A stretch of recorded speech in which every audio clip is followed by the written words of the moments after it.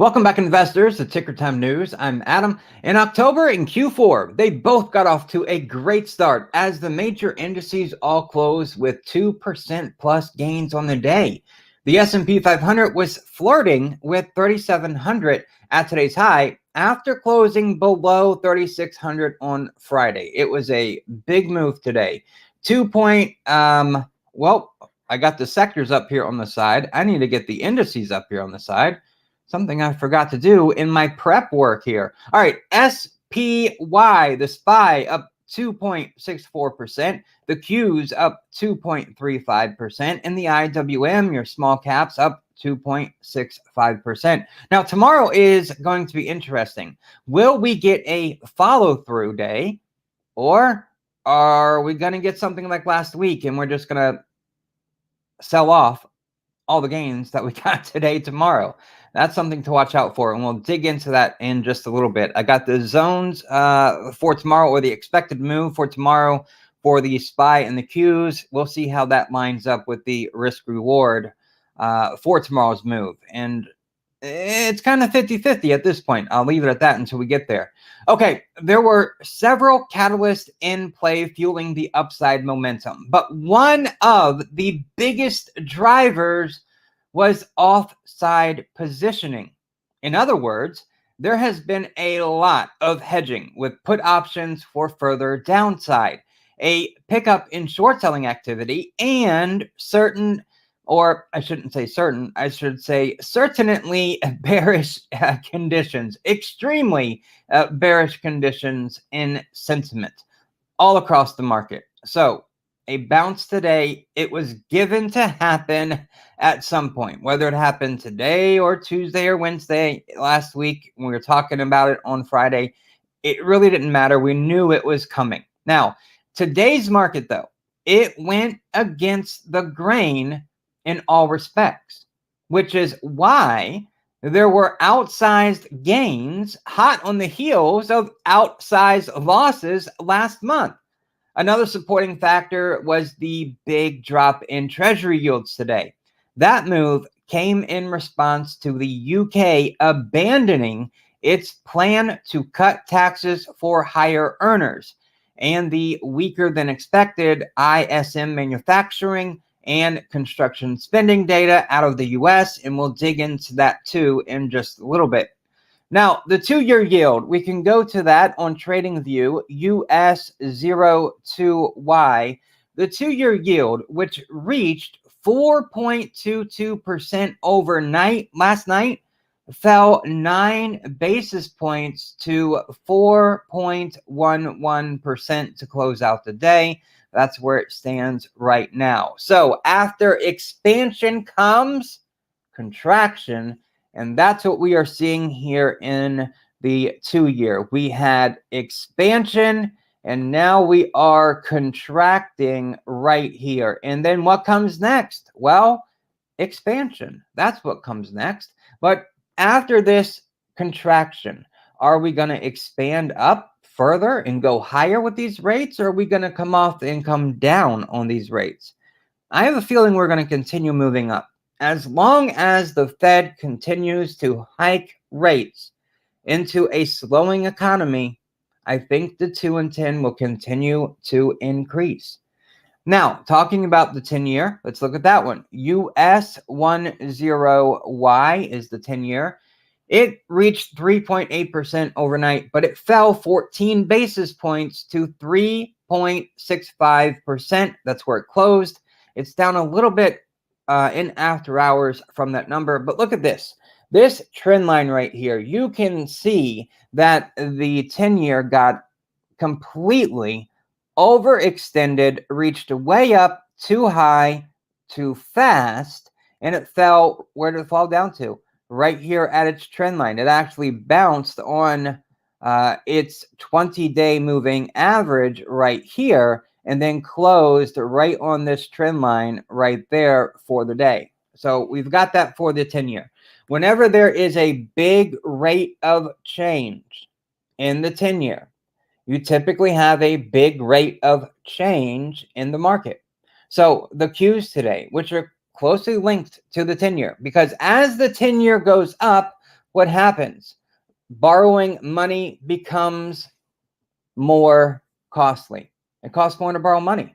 So that in turn, when it comes down, when it pulls off, that will help to heat up the QQQ or the NASDAQ in tech in general.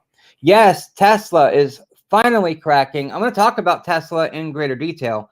The two big boys holding up the market. Yeah, Tesla, Apple, they are definitely holding the market. But I'm going to talk about Tesla in a little more depth here in just a moment, because I want to talk about their delivery numbers. And of course, they recently had their AI day. Two relatively good events in my mind for Tesla, but Tesla has got to come off that valuation some. I mean, we are in a bear market. It can't just stay to the moon at all times. So I've got a little price prediction for Tesla where I think it's going to go ultimately, but we'll get into that in just a moment. Now, there was also growing speculation among market participants that today's weak economic data and concerns about financial instability will compel the Fed to take a softer approach when it comes to rate hikes. Not in my book, but I guess it's still on the table for others. That narrative, however, was also not supported by the Fed funds futures market. Let's go over there. We've got it pulled up right here, where we can see the probability of what the rate hikes will be from the Fed at their November 2nd meeting and their December 14th meeting. Now, there was little change. It hardly changed from Friday at all. I believe we might have looked at this on Friday. For their November 2nd meeting, we have a 58.6% probability of a 75 basis point rate hike. We have a 41.4% probability of a 50 basis point rate hike. So it is still leaning towards 75. But look at this. Excuse me. When we do this comparison, all right, we are looking here at the 50 and 75. Those are on the right-hand side. But the other bars that are with the 50, the 50 right here, these bars, and then the 75, these bars, these give you a visual look at how they have changed over time. So if we look at the 75 basis point bars over here, we can see that a week ago, the probability of a 75 basis point rate hike was at 72.4%. Well, today, when we look at the 58.5 or 58.6% probability of a 75 basis point rate hike, it's gone down from a week ago. But it is up just a fraction from Friday. When we look at the 50 basis point rate hike, there's not much change between a week ago and the dark blue today. Hardly any change at all. It went from 47% probability to today being a 41.4% probability. So you can see there's not a lot of changing of the mind when it comes to a 50 basis point rate hike, but there is a bit of struggle here on whether or not we're going to get that 75 basis point rate hike. Even though when we just look at it at today, we can clearly see that the probability is higher for that 75 basis point rate hike. Just wanted to point this out to you because it is it does play a factor in how the market moves.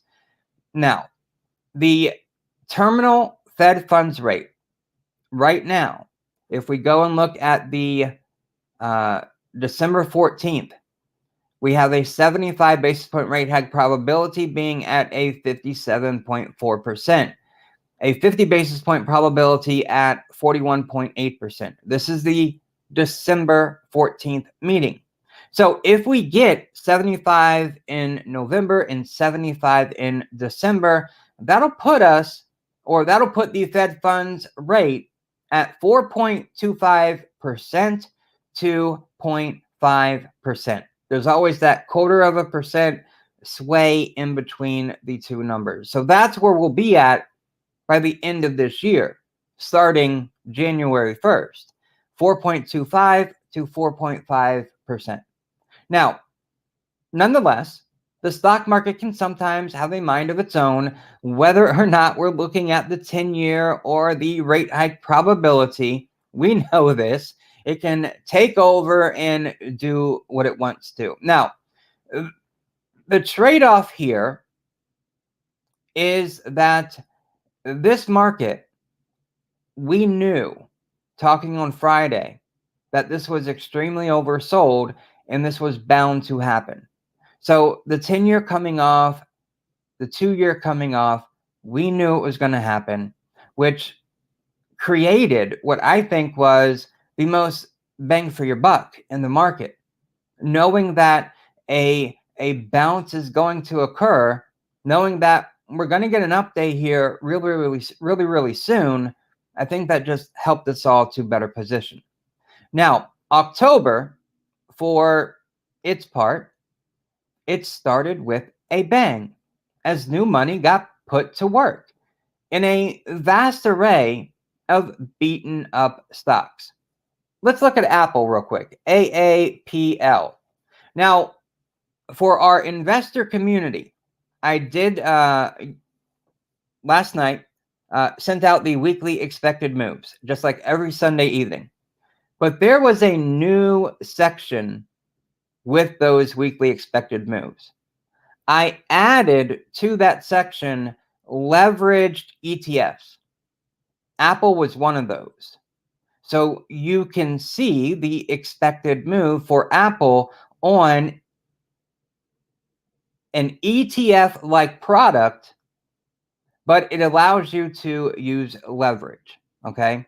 I'm kind of ranting there, going off on that. So make sure you check that out. I think it's pretty cool. And for those who like to use leveraged accounts, I think that'll be a benefit for you. Okay, Apple. Why am I bringing up Apple? Apple was a good case in point.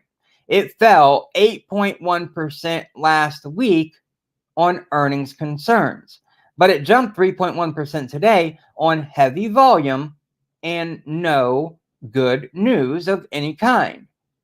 So right now, Apple is sitting way down here. These are not the updated weekly expected moves, the two purple lines. As many of you know, I do not update them for the live streams except for the main indices until Wednesday. That way, our investor community has from Sunday to Wednesday to take advantage of knowing that information and using it to their benefit. Okay, let's keep moving. Now, the focus for early October is to prepare for the upcoming earnings season. And guess where that starts? Financials. Let's look at financials here real quick. XLF. That is the financial sector. Now, financials start to report their earnings. I believe it's around October 14th, right around then. So mid-October. And isn't that interesting? Because on Friday, when we looked at the historical move of the market, it's mid-October where the beginning of October's rally begins to fade away. And it just so happens that earnings start to take place mid-October. Yeah, all right. Let's not put 2 to 2 together just yet. Let's keep it how we are. Okay, so why am I bringing up financials and monitoring them? We need to monitor the financial sector because the financial sector, the sector closely, I'm trying to get my thoughts here. I've lost it. Okay. The financial sector, the reason we need to monitor that sector closely is for any signs of stability. I don't even know if stabilitation is a word. we need to see it stabilize, okay? If we're going to get a relief rally, if we're going to get any follow through, which is the big question about tomorrow, are we going to get any follow through after today's rally, or was this just a one-off like we had last week because we were oversold? If financials can stabilize, then that gives us a better chance of a potential relief rally continuing, right? And we're looking for a relief rally, dead cat bounce, whatever you want to call it, the first half of October. Whether today was the kickoff of that or not, we're still looking for the first half of October to be pretty green, not continuing to fall. That doesn't happen until the second half of October. So there are 3 ticker symbols to monitor. XLF, which is the one I'm showing you here. This is the Spider Select Fund for the financial sector, okay? Then there is KBE, which is a banking ETF. Then there is KRE, that is regional banking. So we've got the financial sector in XLF. We've got national banking, the big boys, KBE, and regional banks with KRE. Now, those tickers haven't been doing so well. You can see that here with XLF. They haven't been doing that great because of the inverted yield. That yield curve messes with banks' margin because banks borrow short-term and lend long-term. And right now, it costs more money to borrow short-term than the banks can lend at long-term rates. So that's hurting their margins. If financials can flatten out here or even start to slowly tick up, that would be a benefit. And if we look, I know in the major indices, last week was really just compression, contraction, trading sideways, you name it. So too were the financials. They really weren't getting any worse, right? From last week, you had that one green day. But again, I like to think of it as you were reconnecting with that 5-day moving average, the 5-day EMA. Right now for XLF, that sits at 30.89. And we closed at 31.18. So we're just slightly above it. Coming back down to reconnect to it, that wouldn't be that far off to me for tomorrow. So sure, the rally could continue tomorrow, but I think there could be a better chance of tomorrow being a red day, as maybe we just continue to trade sideways and slowly melt up, or at the very least, don't lose any more ground.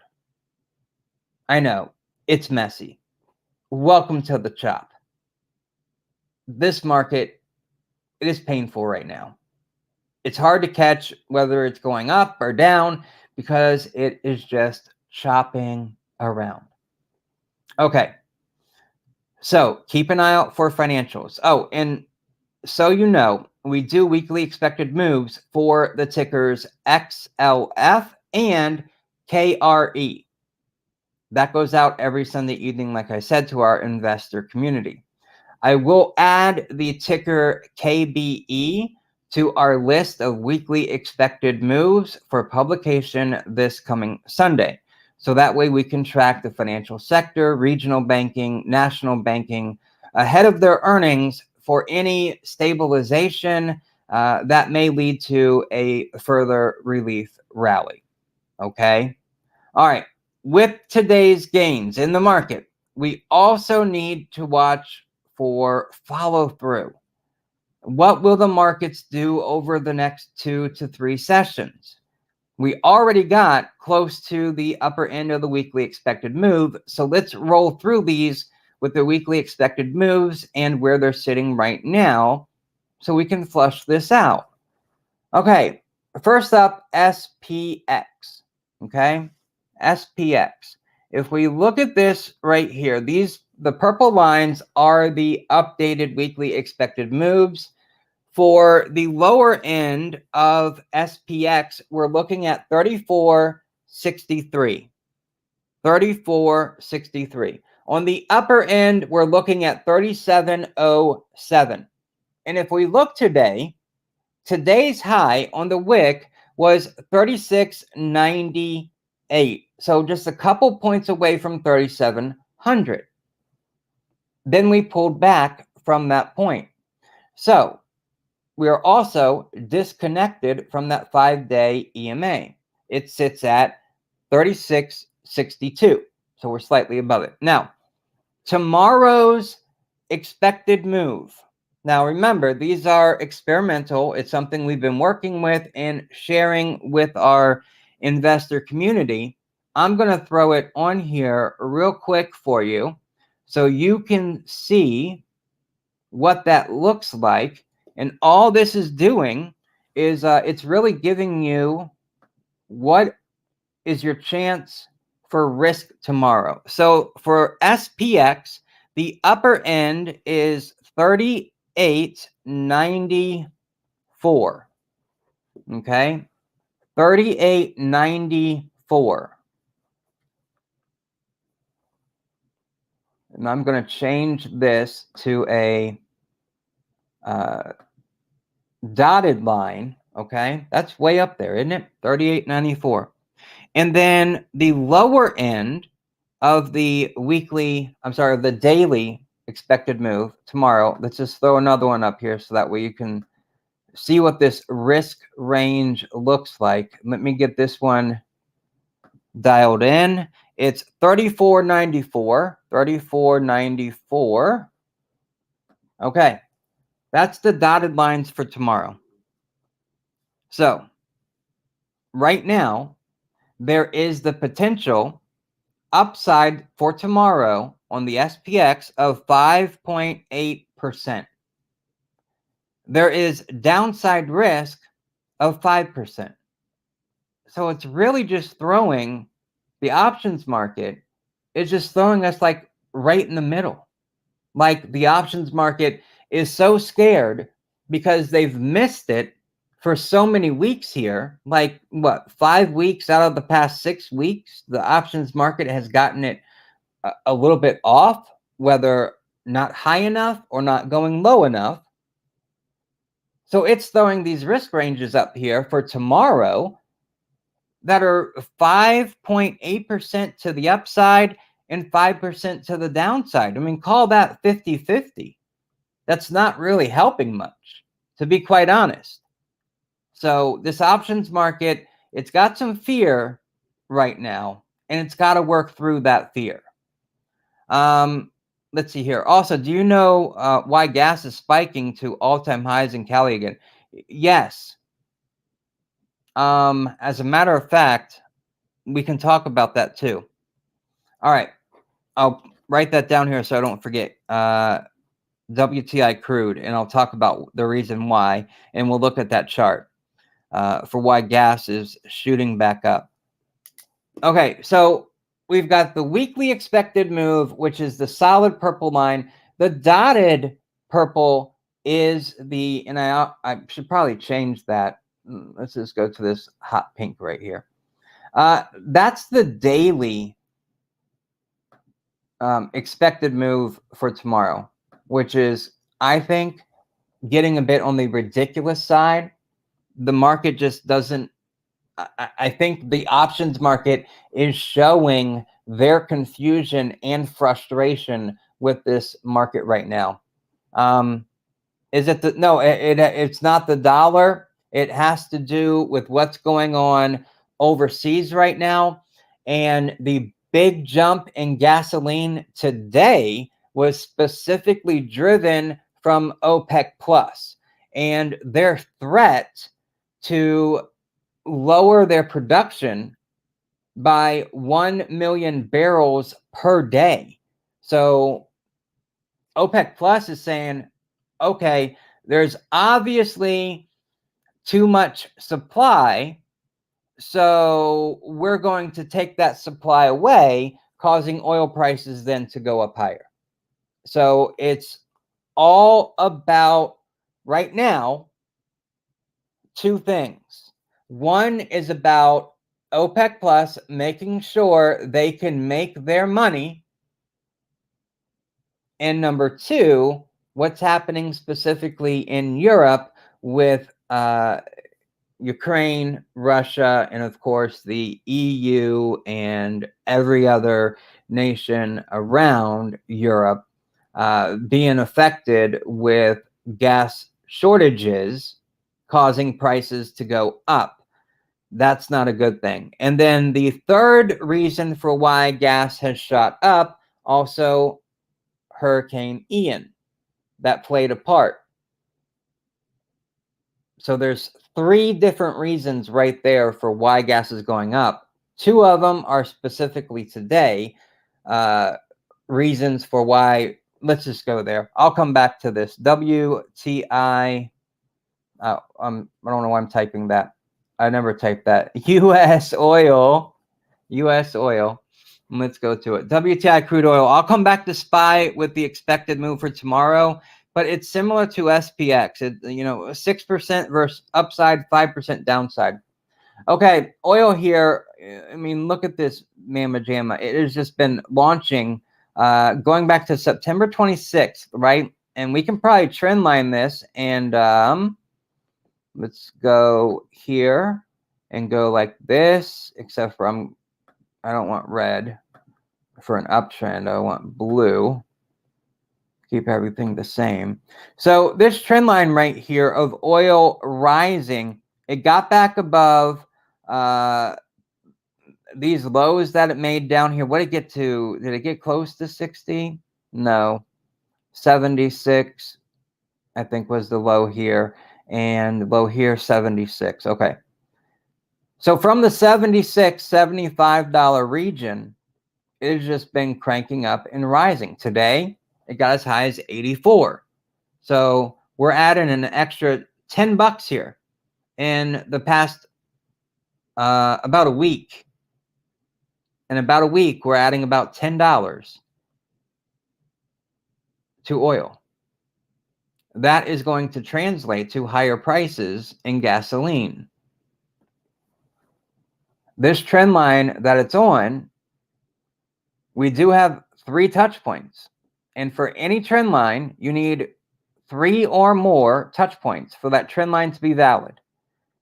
I could see oil, even though it kind of got a ceiling right here. Let's open this up a little bit. On its 20-day moving average, it kind of reached a little ceiling there. Open this up a little bit more so we can see those trend lines in there. Okay, so we've got look at this. I mean, it's perfectly marching along.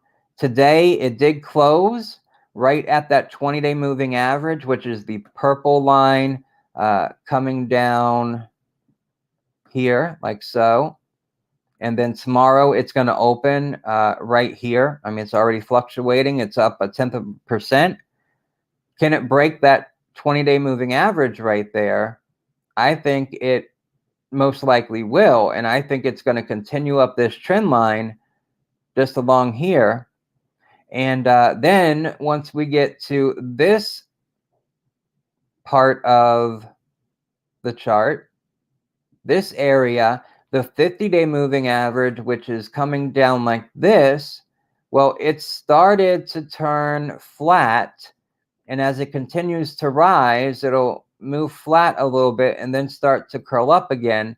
And then I think we're going to get to a point somewhere right here on the chart, which is about mid-October. And then we're going to have it either blow past that 50-day moving average, find resistance there and cool off. But what happens when it gets there? That's where I'm not sure where it's going to go. But I think it is on the march up. I think it is going to continue to move higher to that point. And that green area, remember, that starts at about 88 and it goes up to $90 a barrel. So this is not going to be good for gasoline prices. All right. And secondly here, let's do this. You mentioned the dollar today. When we go look at the dollar had some weakness like the 10-year and the 2-year did today. The weakness in the dollar today, weakness in the 10-year today, that's what helped equities to get their bounce today. Okay. So the dollar here, it was down about 0.5% today. It got as high as 112, which is about where it opened at. And then it closed just slightly off its low at 111. Okay.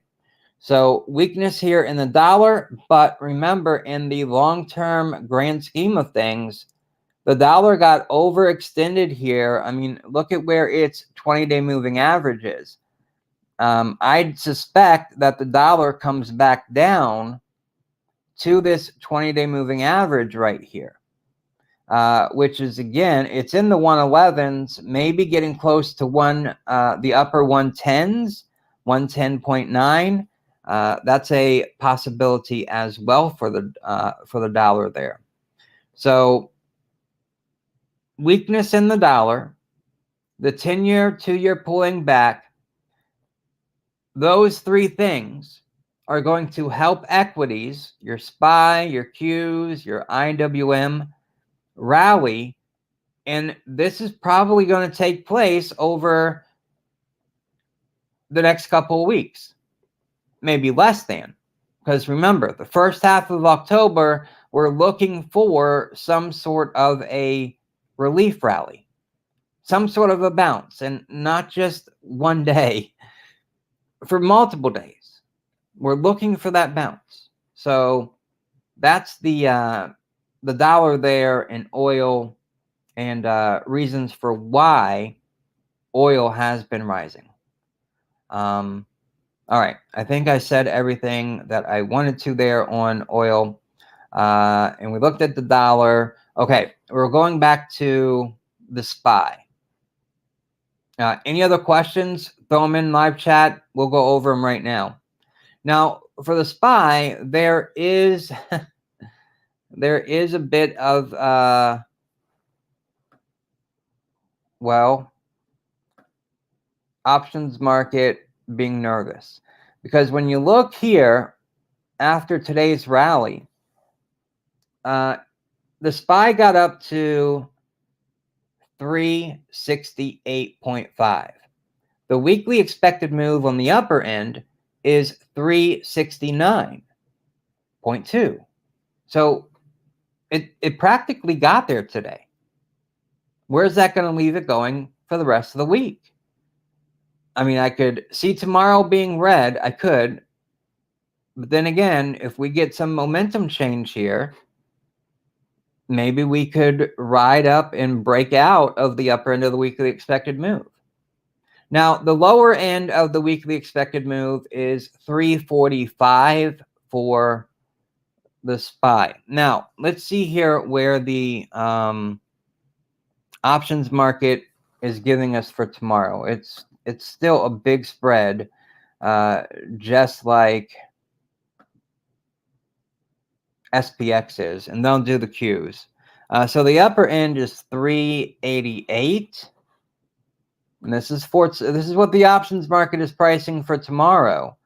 And then the lower end, let's get this one priced in, and then we'll see tomorrow, obviously, how it does.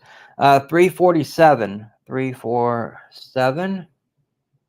So again, a pretty large spread there for where the options market thinks tomorrow is going to be. Now, the upside is 5.9%. The downside is 5.1%. So the options market is basically saying, flip a coin for what tomorrow's going to do. We don't know. Now, for the Qs, it is a little bit different. All right. Let's pull the Qs up here, and we'll look at how they did, what the weekly expected move is, and then we'll put in what the options market thinks for tomorrow. And there's a little more definition for tomorrow. All right. So here we go. The upper end of the weekly expected move is at 277. It closed at 273. Today's high was 275. So real close. The lower end of the weekly expected move for the Qs is 256. Now, let's plug in what the options market is looking for tomorrow. All right, let's start with the upper end. It is 292. Got that. Now, the lower end is 260. So our upside potential in the Qs is at 7%, and our downside for the Qs for tomorrow is 4.8%. So not quite as 50-50 as the SPY in the SPX, 7% to 4.8%. That's a little more skewed to the upside for tomorrow in the Qs. So the options market has a little more confidence that maybe the 10-year will cool off a little bit, maybe the dollar will cool off a little bit, and we can get at least the Qs, the NASDAQ technology, to push a little higher. So that's what I have right now for tomorrow and what the options market is pricing in as far as risk. So out of the three, SPX, SPY, and the Qs, it looks like the greatest reward for tomorrow will be in the Qs, with the 7% upside to a 4.8% downside. Okay, so that's those three. I didn't do the IWM before I came on here, but at least those three. Okay, let's see what other. Where else should we go? Oh, I haven't talked about the sectors yet. We haven't done that, so we can do that. We can talk about the sectors. There's not really much to talk about, but let's go through this real quick. Energy obviously was the biggest winner today. There we go. With the sectors, right hand of your screen, you can see they were all in the green today. Okay. Just real quick before I do this, when you look at market breadth today, that reflected the broad-based buying, as you can see with the different sectors here today. I believe the advancers led decliners by a 5-to-1 margin at the New York Stock Exchange and a little bit better than a 2-to-1 margin on the NASDAQ. Now, the biggest winner here is Energy, XLE. It was up 4.8% today, and it was the top performer by a wide margin too, thanks to rising oil prices that we talked about earlier. Remember, crude oil, it rose today 5%, and we mentioned a few reasons for why that is. OPEC was the biggest news of the day, helping to push energy up. do you ever watch Lance Roberts from the Real Investment Show? You guys have been spot on with nearly the same thesis all year. That is, I have to look that up. Let's fill this up. I have not, but let's go see. I'll look that up and see, because I have not. I do a little bit of YouTube watching, but I do more reading than watching the videos, just so I can get my bearings straight, because I feel like it is very important for me to share with you guys the best that I can, the best that I got, and takes a lot of reading, a lot of research. So I must admit, I don't watch YouTube as much, but that's pretty cool. I'll look up Lance Roberts and I forgot to write that down. The Real Investment Show. Okay.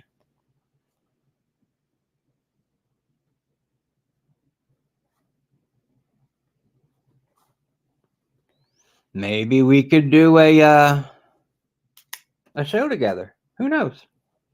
Maybe that would be interesting, huh? Yeah, I'll definitely look into Lance there and check his channel out and see what it's about. Okay, let's keep going. Consumer discretionary. It was on the bottom end. That's XLY. About 0.2% of a gain today. It was brought down thanks to the big loss in Tesla. Yeah, let's talk about Tesla. TSLA. Oh, what am I doing? I got my cursor in the wrong place. Here we go. All right, Tesla, TSLA. Bingo.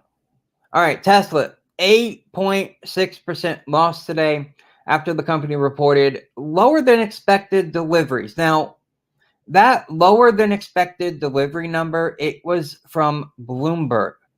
Bloomberg ran a census, and that's where the lower than expected delivery came from. Okay. Now, in my book, Tesla didn't do that bad when it came to their Q3 deliveries. They produced 365,923 vehicles, and they delivered 343,830 vehicles. Now, its Q3 deliveries represented 35% growth. That's not bad from Q2. So quarter over quarter growth. And it was up 42.5% year over year. In my book, that's good. That's really good. Now, in Q3, Tesla did begin transitioning to a more even regional mix of vehicle builds.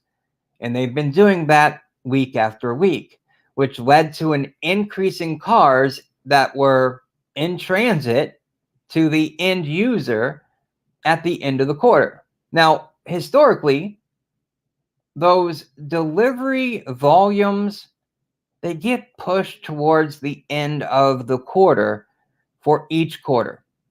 And it's mainly due to that, let's call it regional rebalancing, where they are trying to get the cars to the end point. Now, on the chart here, the purple lines are the updated weekly expected moves for Tesla. The upper end is 287.3. The lower end, which it practically closed right on, is 243. Now, Tesla closed at 242, so just a few pennies below the bottom end of the weekly expected move. But let's look at Tesla here. Let's look at a bigger view here. I've got 2 points I want to look at. Number one for Tesla. All right, let's tighten this up a little bit. Almost there. All right, here's what I want to talk about. Number one, if we look at Tesla, yes, it is down on the year. Yes, it is making lower highs, at least until, well, let me get the highlighter out. So we have here, we have a lower high, and then a lower high, but this last lower high matches the last high. So could this right here be the double top for Tesla? I'm thinking that it could be. I'm thinking that that's what, as time progresses with Tesla, we may look back and see this point right here as a double top. Now, where can Tesla go? Well, if we go all the way back to December of 2020, which is going to be this part right here, okay? And we pull ahead to where we are today, okay? Just looking at those 2 points, it looks like Tesla has been moving sideways. Maybe Tesla has been in distribution, that phase of the game. Well, what will come next? A sell-off. So here's 2 points for where I think Tesla could be going. Number one, there is definitely clear support at its 2022 low for the year, okay? Which is right here. And that price point is at about $210 a share. That support, it may hold for a little while, but it's not going to hold Tesla completely. The next area is going to be right down here, okay? You can see that once we break this support from this area, our next step down is going to be down here. Now, that's probably going to start at about $150 a share. That's a pretty big drop. If we go to the base here, 210, all the way down to 150. It's not that far, really, but let's measure it from where we are right now, just slightly under the weekly expected move. If we go down to 150, okay, that's about a 38 to 40% drop from where we are right now. That sounds like a pretty big drop, but think about how much Tesla has run up. Now, I'm not saying that Tesla is going to go all the way down to the top right before the pandemic in February of 2020, all the way down here. But I do think Tesla could come back to October 2020 pricing. I do think Tesla could do that. And that's, again, around 150 a share. As this economy gets squeezed, as unemployment rises, as inflation stays elevated, all of these things coming together at once in our time in history is going to hurt EV sales. It's not just going to hurt EV sales, it's going to hurt automotive sales. Think about this for a moment. In 2008, 2009, we had a financial crisis. And a lot of it was because of the housing market and mortgages that people maybe shouldn't have gotten. It leveraged them too deeply. It put them in too much debt. And that debt was so heavy, they couldn't carry it.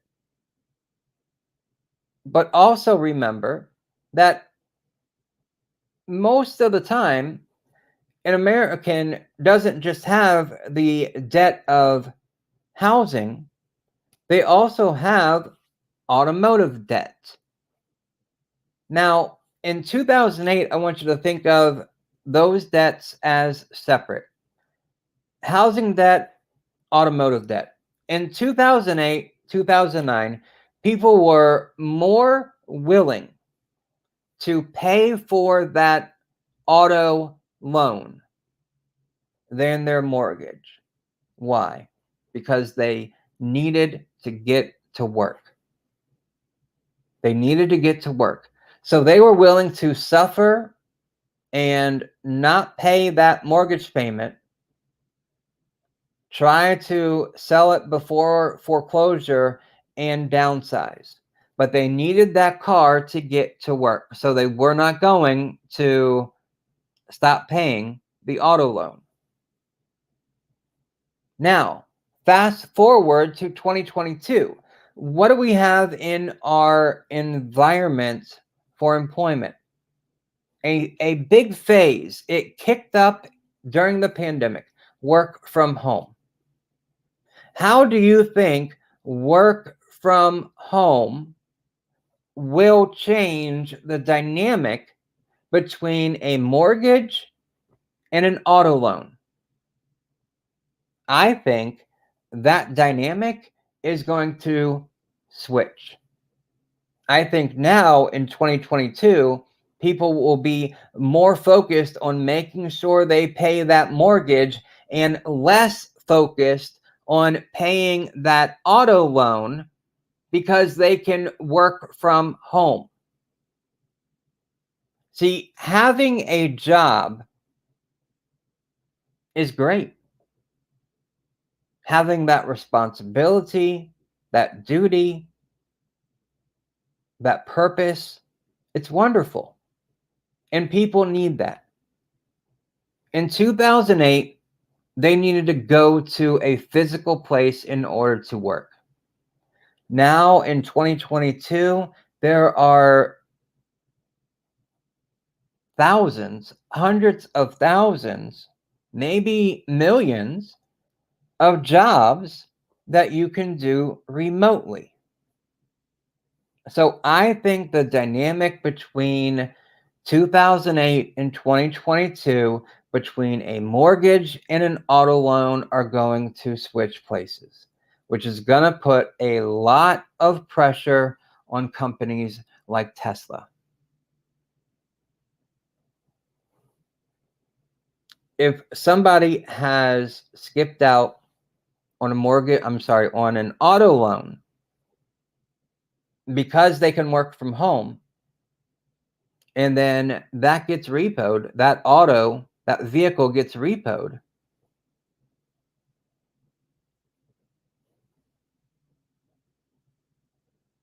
that's going to affect whether they can get a Tesla or any other vehicle for that matter. And it's also going to play a part in homes with multiple vehicles. If you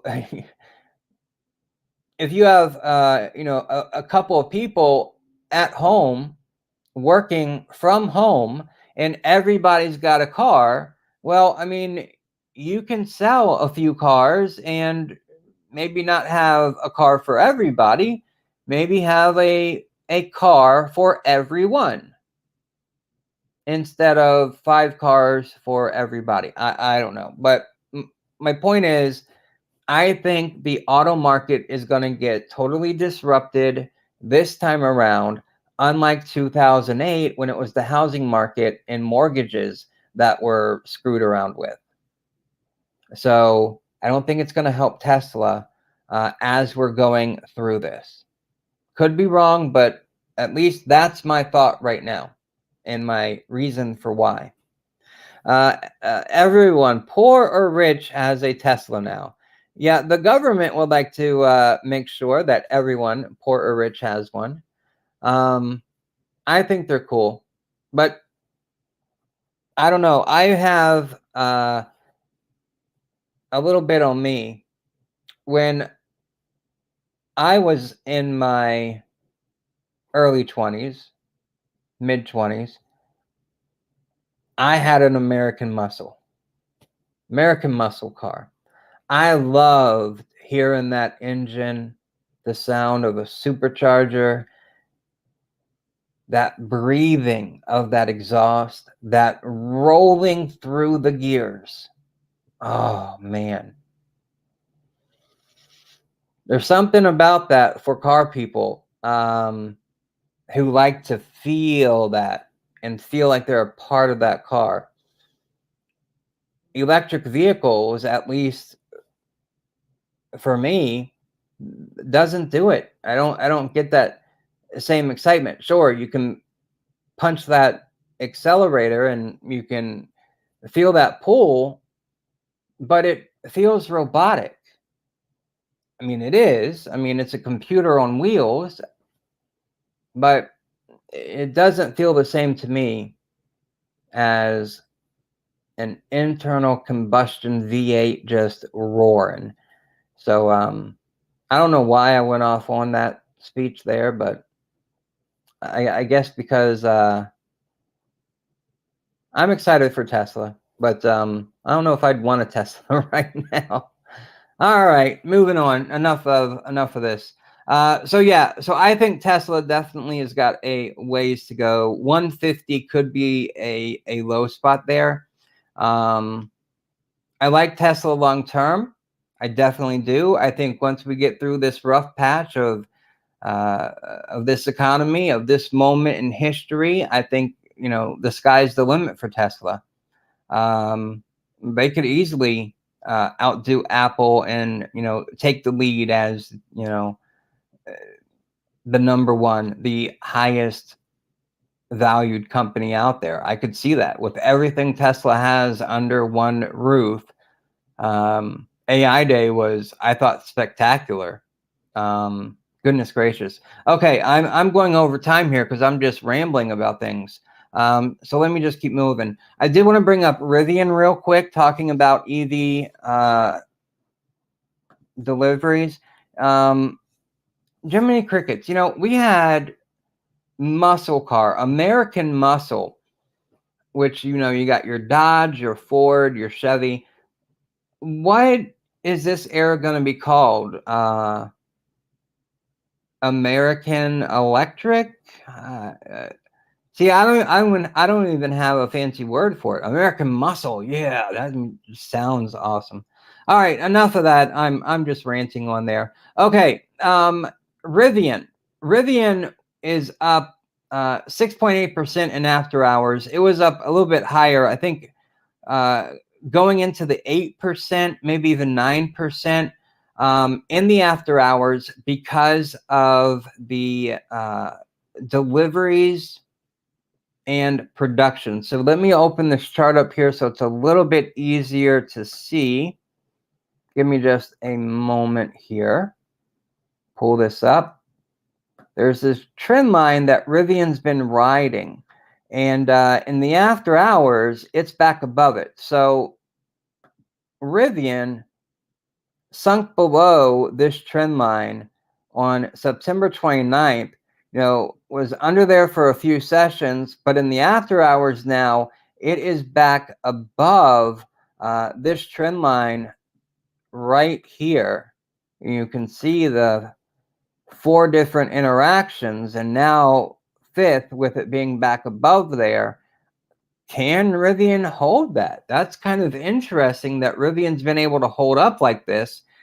And this is testament to the IWM, your small caps, right? Small caps have been doing really well in relative to your larger caps or even other companies in the S&P 500 or in the QQQ, right? In the NASDAQ. Smaller caps have been holding it together a little bit better. probably because they got beaten down first, right? They were the first ones to drop down. But for Rivian and why they are up in the after hours, they produced 7363. So 70, call it 7,400 vehicles, which is up 67.3% quarter over quarter. They delivered 6584, so call it 6600. That's pretty good. Plus, Rivian said that their results were in line with their own expectations. That's fine and dandy. But the important thing to me was that Rivian said that they are on track to meet their goal of 25,000 vehicles produced this year. I think that's excellent. Okay, so there's Tesla, Rivian. Another piece of corporate news today, I saw it on all the mainstream media sites. Credit Suisse, ticker symbol is CS. Let that load here. There were all kinds of names being called about this one today. But Credit Suisse was being confronted with concerns about its financial condition. An executive from the company, they rebutted those concerns, saying that the bank has a strong capital base and has a strong liquidity position. Now, that view seemed to appease investors, at least for the time being, because the stock did rebound. It was down, I think, like 5.5% earlier on today, but it closed up 2.3% at the end of today's session. So we'll see how that goes tomorrow, whether investors found that to be good enough or if they're going to let that sink in. But earnings, again, they're about 23 days away. We'll definitely find out more at that point. Okay, we had some economic data today. Like I mentioned at the very beginning of the live stream, the final IHS market manufacturing PMI for September, that reading came in at 52 after the reading, the prior reading was 51.8. So a fraction of a point there better, and that's good. But 52, 50 is your break-even line. 50 and above, you're expanding. 49.9 and you're contracting, right? So there is still some growth, but it is small. Then we got the ISM Manufacturing Index for September. It was at 50.9%. The expectation was 52%. So the key takeaway here is that these numbers imply a moderation in manufacturing activity that coincides with, of course, rapidly rising interest rates, and it will continue to slow down concerns that it could offer the market a reason to think that the Fed won't be as aggressive as it will with its rate hikes. It's possible, but in my book, it's not going to matter. Now, we also got construction spending. It fell 0.7% in August. The expectation was a negative 0.2%, so it fell more than expected. The key takeaway here is that the continued downturn in residential spending, that is an offshoot of rising interest rates that have weakened home builder sentiment, as higher mortgage rates have also worsened affordability for prospective buyers. Yeah, got price right out of the market, and it's going to continue to happen. Now, looking ahead to Tuesday, market participants will receive the August factory orders report. The expectation is a plus 0.4%. The prior reading was a negative 1%. And then the biggest thing about tomorrow, besides Fed speak, there is a lot of Fed speak this week. So watch out for that. But the biggest thing here is that we get the August JOLTS job openings report. The prior reading was 11.239 million. That comes out at 10 a.m. Okay, that wraps up my notes for today. So if you've got any questions, plug them in. I see them here. All right, Japan's in. All right, let me pull this up on the screen so everyone else can see here. Okay, Japan's NHK said North Korea appears to have fired missile. Said missile fires over Japan. Wow. Japan's Coast Guard said could be a ballistic missile. Could that move the... If North Korea fired a ballistic missile that went over Japan, that would freak the markets out a little bit. Yeah, it would. Now, if North Korea fired a ballistic missile, fell into the sea, not going into Japan's territory, maybe that probably won't do anything in the market, because the market, well, North Korea's done that before. It's the unexpected, it's the new that the market, that will move the market. So if North Korea has fired a missile and it's gone in the same direction and landed in practically the same place or area that it has done before, the market will brush that off as, oh, that's just North Korea being North Korea. But if North Korea does something new, if they step it up a level, if they, like I said, fire a missile that goes over Japan, which if the missile would have malfunctioned, could have then harmed Japan, that's something that would move the market. All right. So think of the market in that term, in that way. When you're looking at information, is this something that hasn't happened before?